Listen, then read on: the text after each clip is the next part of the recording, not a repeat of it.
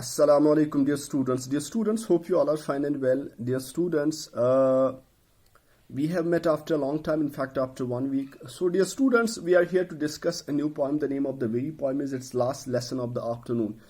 Very important poem, very interesting poem, and very important from your examination point of view. Dear students, you open your books, page number 99. It's there. Dear students, before we start its stanza-wise translation, before we start its word meaning, before I give you its theme, its summary, its central idea, let us first try to understand the meaning of the title of the poem, what the poem is all about. Its last lesson of the afternoon. Dear students, let us try to understand it first. Last lesson of the afternoon. Dear students, ये वो आखिरी lesson होता है afternoon का, दोपहर का आखिरी lesson. अब कौन सा दोपहर का आखिरी लेसन ये होता है? जब स्टूडेंट्स जो होते हैं when they are about to leave school, यूं ही वो स्टूडेंट्स स्कूल छोड़ने वाले होते हैं, उनका जो आखिरी लेसन होता है, मानो आप 3 बजे, तो उस लेसन को ये बयान करता है. ठीक है. अच्छा, now dear students, let us try to read its theme and this is central idea. Last lesson of the afternoon expresses a mood of bitter desperation at the thanklessness of a teacher's work. ये जो last lesson of the afternoon है, ये क्या दिखाता है? ये teacher के उस मूड को, उसके बिटर मूड को दिखाता है, उसके तलख कड़वे मिजाज को दिखाता है, उसकी होपलेसनेस को दिखाता है. ठीक है. Mood means मिजाज. Mood means a temporary state of mind or feeling. Bitter के माने हैं dear students, it means कड़वा. Bitter means having or showing deep resentment. उसकी resentment को बताता है. ठीक है. It means angry, it means cruel, it means harsh, it means irritated. Desperation के माने हैं it means मायूसी. It means a state of despair, loss of hope, hopelessness, despondence. जब वो टीचर होपलेस होता है, ठीक है, डेस्परेट होता है, वो सारी उम्मीदें खो देता है. ठीक है. ये जो लेसन है, या वी कैन से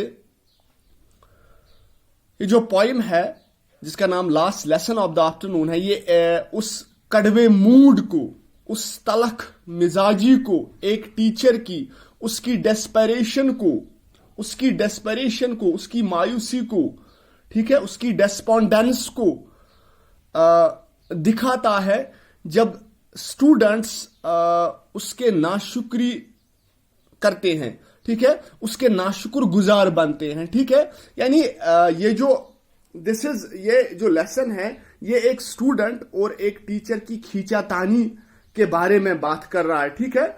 यानी जो टीचर है, जो उसके स्टूडेंट्स है, वो बड़े थैंकलेस है. वो कितनी मेहनत करता है, जो टीचर होता है कितनी मेहनत करता है, लेकिन उसकी जो सारी मेहनत है वो बेकार जाती है, क्योंकि जो उसके स्टूडेंट्स है वो उसको अप्रिशिएट नहीं करते, वो थैंकलेसनेस दिखाते हैं, नाशुक्र गुजारी दिखाते हैं. ठीक है. Are you getting me? Express a mood of bitter desperation at the thanklessness of a teacher's work. यानी जो स्टूडेंट्स होते हैं वो एक टीचर का शुक्रिया अदा नहीं करते. ठीक है.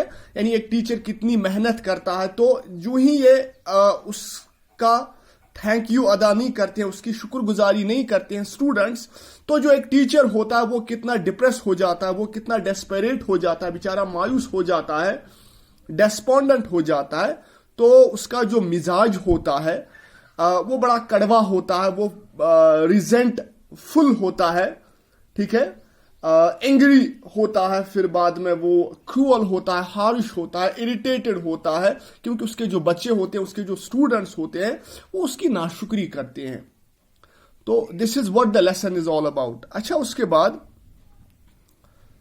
The speaker of the poem who happens to be a teacher compares his students with hounds who hate to chase knowledge. अब क्या है, ये जो स्पीकर है इस पोएम में, जो एक टीचर है, जो एक टीचर की हैसियत से है, और वो अपने स्टूडेंट्स को हाउंड्स से कंपेयर करते हैं, उनका मुकाबला करते हैं. Now dear students, what do you mean by hound से बड़ा ही तलख वर्ड इस्तेमाल इसने किया, बिटर वर्ड इस्तेमाल किया, हाउंड्स। यानी वो अपने स्टूडेंट्स को शिकारी कुत्तों के साथ कंपेयर करते हैं, उनका मुकाबला करते हैं। ठीक है, बात बड़ी है। हाउंड्स के माने हैं a dog of a breed used for hunting, वो कुत्ते जो शिकार करने के लिए इस्तेमाल होते हैं। ठीक है, हंटिंग के लिए इस्तेमाल होते हैं हाउंड्स। अच्छा, जो क्या करते हैं, जो किस चीज को हेट करते हैं, किस चीज को नफरत करते हैं, who hate to chase knowledge, जो नॉलेज को पाने की नफरत करते हैं। ठीक है, यानी कुत्ते उनका काम होता है शिकार करना। ठीक है, उनका काम होता है शिकार करना, लेकिन जब वो शिकार नहीं करते हैं तो हम कह सकते हैं who hate to chase knowledge. अब ये यहां पे कंपैरिजन किया गया है स्टूडेंट्स का कुत्तों के साथ, तो ये स्टूडेंट्स ऐसे हैं who hate to chase knowledge, जो बिल्कुल जिनको इल्म की परवाह नहीं है, जो नॉलेज हासिल नहीं करना चाहते हैं, जो इल्म हासिल नहीं करना चाहते, जो इल्म के पीछे नहीं भागना चाहते। ठीक है, यानी this is what the poem is, the teacher has failed to inspire them. अब इस पोएम में जो टीचर है ये बिल्कुल फेल होता है, ये इनको इंस्पायर नहीं कर पाता है। ठीक है, ये स्टूडेंट्स को इंस्पायर नहीं कर पाता है, ये बिल्कुल फेल होता है। इंस्पायर के माने हैं प्रेरणा, हमें किसी से प्रेरणा मिलती है ना, हम किसी से मुतासिर होते हैं, यानी टीचर इनको बिल्कुल मुतासिर नहीं कर पाता है, इनको इंस्पायर नहीं कर पाता है। Are you getting me students? Inspire के मानिए टू फिल विथ करेज और स्ट्रेंथ, मोटिवेट, इनको मोटिवेट नहीं कर पाता, इनको बूस्ट, स्ट्रेंथन, गेटिंग। तो he thinks that his teaching and the people is learning are both purposeless as he can no longer haul them and urge them anymore।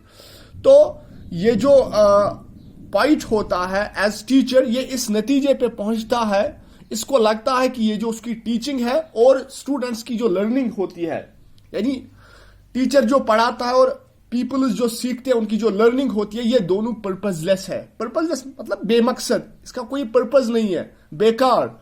क्यों? As he can no longer haul them, क्योंकि ये इनको hall नहीं कर सकता। Hall के मानी है dear students, haul means, it means घसीटना, it means the act of drawing और पुलिंग समथिंग, किसी चीज को खींचना, हम कह सकते हैं मजबूर करना, कंपेल करना, फोर्स करना। ठीक है, क्योंकि ये इनको फोर्स नहीं कर सकता। एंड अर्ज देम एनी मोर, ना उनको अर्ज कर सकता है, ना उनको दरखास्त कर सकता है, ना उनको ताकीद कर सकता है। ताकीद करना, अर्ज के मानिए ताकीद करना, स्ट्रॉन्ग डिजायर और इम्पल्स। ठीक है, क्योंकि जब उनका शौक ही नहीं है पढ़ने का, ये आप खुद आप कर सकते हो ये एक्सपीरियंस डियर स्टूडेंट्स। जो ही आपका लास्ट लेसन होता है क्लास में, अब क्या होता है उस टाइम भगदड़ मच जाती है, हर किसी को घर जाने की पड़ी रहती है, हर कोई घर जाना चाहता है। ठीक है, अब जो टीचर होता है वो भी बेचारा बोर हो जाता है, क्योंकि उसने 5-6 लेसन्स दिए होते हैं, 5-6 लेक्चर्स दिए होते हैं, और जो खासकर स्टूडेंट्स होते हैं वो बड़े उतावले होते हैं, उनको घर की पड़ी होती है, वो बोर होते हैं, वो एग्जॉस्ट फील करते हैं इस लास्ट क्लास में। ठीक है, तो ये टीचर, इससे क्या होता है, टीचर मायूस हो जाता है, टीचर बड़ा डेस्परेट होता है, क्योंकि वो पढ़ाने की कोशिश करता है, वो स्टूडेंट्स को इंस्पायर करने की कोशिश करता है, लेकिन स्टूडेंट्स जो होते हैं वो इंस्पायर नहीं होते हैं।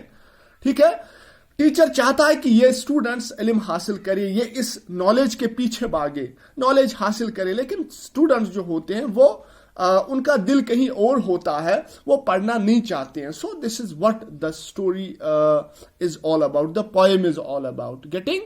सो इसको लगता है कि ये जो मेरा पढ़ाना है और टीचर्स का जो सीखना है ये पर्पजलेस है, इसका कोई मकसद नहीं है, क्योंकि वो इनको कंपेल नहीं कर सकता। आप स्टूडेंट को अगर उसको नहीं पढ़ना, आप उसको नहीं कंपेल कर सकते, उसको मजबूर आप नहीं कर सकते, उसको आप फोर्स नहीं कर सकते। हॉल देम एंड अर्ज देम एनी मोर, आप उसको अर्ज नहीं कर सकते, ताकीद नहीं कर सकते, आप जोर नहीं कर सकते, आपको पढ़ना है, आप उसको नहीं बांध सकते। ठीक है, so this is what the poem is all about. Let us read its stanza wise translation. The very first stanza. When will the bell ring and end this weariness? How long have they tugged the leash and strain apart my pack of unruly hounds. I cannot start them again on a quarry of knowledge they hate to hunt. I can haul them and urge them no more. When will the bell ring and end this weariness? No, the very first line, what does the poet say here? The poet says that when will the bell ring? When the peon is going to ring the bell. अब ये bell कब बजेगी? peon कब इस bell को बजाएगा? घंटी कब बजेगी? And end this weariness. और मेरी ये जो थकान है, मेरी ये जो weariness है, मेरी ये जो थकावट है, ये कब खत्म होगी? अब ये जो टीचर है, ये थक चुका है. ठीक है? टीचर जो है ये थक चुका है. When will the bell ring? तो ये कहता है, ये चाहता है, इसकी डिजायर है, ये बेल कब बजेगी और मेरी ये थकान कब दूर होगी. क्योंकि मेरे जो स्टूडेंट्स हैं ये पढ़ना नहीं चाहते हैं, ये पढ़ना नहीं चाहते हैं, तो इसलिए ये जो टीचर है ये खुद भी बोर हुआ है, एग्जॉस्ट हुआ है. वेरीनेस के मानी है थकावट, वेरीनेस के मानी है बोर्डम. गेटिंग? वेरीनेस के मानी है बोर्डम, वेरीनेस के मानी है थकावट, थकान हम कह सकते हैं. ठीक है? तो ये कहता है कि ये कब दूर होगी, ये मेरी थकावट कब दूर होगी, ये थकान कब दूर होगी. एक्सट्रीम टायर्डनेस हम कह सकते हैं, फैटीग. यस, थकावट, बोर्डम. अच्छा, how long have they tugged the leash and strained apart? How long have they tugged the leash? कितनी देर से ये इस लीश को टग कर रहे, इसको पुल कर रहे, इसको खींच रहे हैं. ठीक है? And strain apart. ठीक है? और इसको खींचने की कोशिश कर रहे हैं, इसको खींचने की कोशिश कर रहे हैं. How long have they mean students, how long they have tugged the leash. अब लीश, पहले हम let us try to understand the meaning of the word leash. Leash के माने strap और cord for restraining and guiding a dog or other animal. वो पट्टा होता है ना, cord होता है कुत्ते के गले में. ठीक है? that's called a leash. उस लीश से हम उसको काबू में करते हैं. ठीक है? ये स्ट्रैप होता है या कॉर्ड होता है, कुत्ते के गले में जो पट्टा होता है, दैट्स कॉल्ड लीश, जिससे हम उस कुत्ते को कंट्रोल करते हैं, रेस्ट्रेन करते हैं और गाइड करते हैं. ठीक है? अच्छा, टग के माने है टू पुल, या हम कह सकते हैं ए हॉर्ड और सडन पुल, अचानक से खींचना. How long they have tugged the leash. ये कितनी देर से इस लीश को, इस स्ट्रैप को, इस पट्टे को खींच रहे हैं, यानी छुटकारा पाना चाहते हैं. ठीक है? पढ़ने से छुटकारा पाना चाहते हैं. ये कितनी देर से, इसने स्टूडेंट्स को कंपेयर किया है कुत्तों से. How long they have tugged the leash and strained apart. और ये अपार्ट होना चाहते हैं, ये दूर होना चाहते हैं. स्ट्रेन के मानिए खींचना, a force tending to pull और stretch something to an extreme और डैमेजिंग डिग्री. ठीक है? दैट्स कॉल्ड स्ट्रेन, खिंचाव, खींचना. ठीक है? एंड स्ट्रेन अपार्ट, ये इस लीश को अपने आप से दूर करना चाहते हैं, इसको खींचना चाहते हैं. ठीक है? he is actually trying to say they no longer are willing to read now.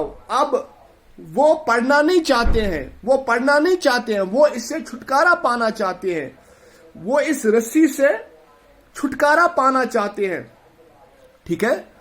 And strain अपॉर्ट, कितना टाइम, कितने वक्त से ये मतलब ये खींच रहे हैं, ये इस लीश से आजाद होना चाहते हैं, इस पट्टे से आजाद होना चाहिए. एंड स्ट्रेन अपार्ट, अलग होना चाहते हैं, दूर होना चाहते हैं.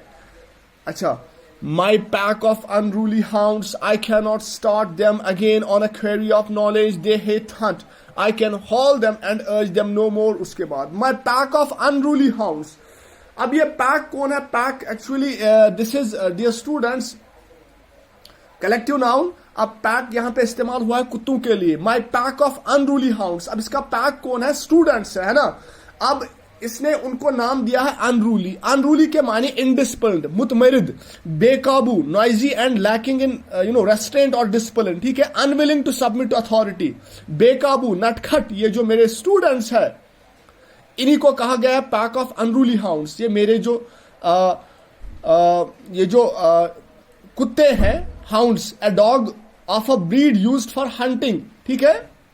शिकारी कुत्ते जो है, अनरूली जो है, मुतमरिद जो है, बेकाबू जो है, जो पढ़ना नहीं चाहते हैं, my pack of unruly hounds I can not stop them again on a quarry of knowledge they hate to hunt. असल में what do you mean by quarry of knowledge? Quarry of knowledge के माने है dear students, quarry के माने है, one of the meaning of the word quarry is it means इल्म का खजाना। अगर हम देखें क्वेरी के माने हैं a place typically a large deep pit from which stone और other materials have been extracted. कौन जिसको हम कहते हैं, a place typically a large deep pit, खोड़ या गड्ढा, फ्रॉम विच स्टोन और other materials have been extracted, जहां से हम वो मटेरियल्स निकालते हैं। खान जिसको बोलते हैं, कान, कोयले की कान होती है या और कोई कान होती है, ठीक है। या one of the meaning is an animal pursued by a hunter, an animal pursued by a hunter, ठीक है। यानी एक ऐसा जानवर जिसके पीछे उसका शिकारी होता है, ठीक है, गेटिंग, उसकी देखभाल करता है। An animal pursued by a hunter. अच्छा, क्या कहना चाहता है? I can not start them again, अब मैं इनको स्टार्ट नहीं कर सकता, इनको मैं दोबारा से, ये जो क्वेरी ऑफ नॉलेज है, इससे ये मैं इनको इल्म का खजाना देना चाहता हूं, लेकिन ये हेट करते हैं, they don't want to read, they don't want to learn, तो इसलिए मैं इनको स्टार्ट नहीं कर सकता, मैं इनको स्टार्ट नहीं कर सकता, मैं इनको इल्म नहीं दे सकता, क्योंकि ये खुद पढ़ना नहीं चाहते हैं। I can not start them again on a quarry of knowledge they hate to Hunt.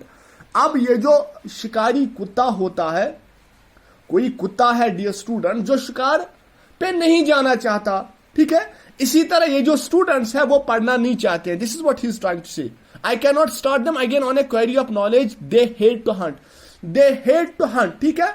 मैं इनको इल्म देना चाहता हूं, मैं इनको पढ़ाना चाहता हूं, ठीक है। क्वेरी के माने a large deep pit, an animal pursued by a hunter, an animal hunted और कॉट फॉर फूड, ठीक है, शिकार, शिकार, ठीक है। Are you getting me? Again on a quarry of knowledge they hate to hunt, ये पढ़ना ही नहीं चाहते, यानी कोई कुत्ता जो शिकार पे नहीं जाना चाहता है, उसका काम होता है शिकार पे जाना, ठीक है, उसका काम होता है शिकार करना, शिकार पे जाना, लेकिन अब ये शिकार पे नहीं जाना चाहते हैं। इसी तरह ये जो स्टूडेंट्स हैं इसके, जिसको इसने अनरूली हाउंड्स कहा है, इसी तरह वो पढ़ना नहीं चाहते हैं, ठीक है। ये इनको पढ़ाना चाहता है लेकिन वो पढ़ना ही नहीं चाहती है, तो ये कहता है, इसने क्विट किया है, ये कहता है I can hall them and अर्ज देम नो मोर, मैं इनको हॉल नहीं कर सकता, मैं इनको कंपेल नहीं कर सकता, मैं इनको फोर्स नहीं कर सकता, मैं इनको मजबूर नहीं कर सकता, मैं इनको घुसेट नहीं सकता, एंड अर्ज देम नो मोर, ना मैं इनको दरखास्त कर सकता हूं पढ़ने की। इसमें मैं क्या कर सकता हूं? ये पढ़ना ही नहीं चाहते हैं, इसमें मैं क्या कर सकता हूं? मैं ताकीद नहीं कर सकता हूं, मैं जोर नहीं कर सकता हूं इसमें, ठीक है, ये पढ़ना ही नहीं चाहते हैं। अच्छा, so this is all we have in this lesson. Hope you all have understood.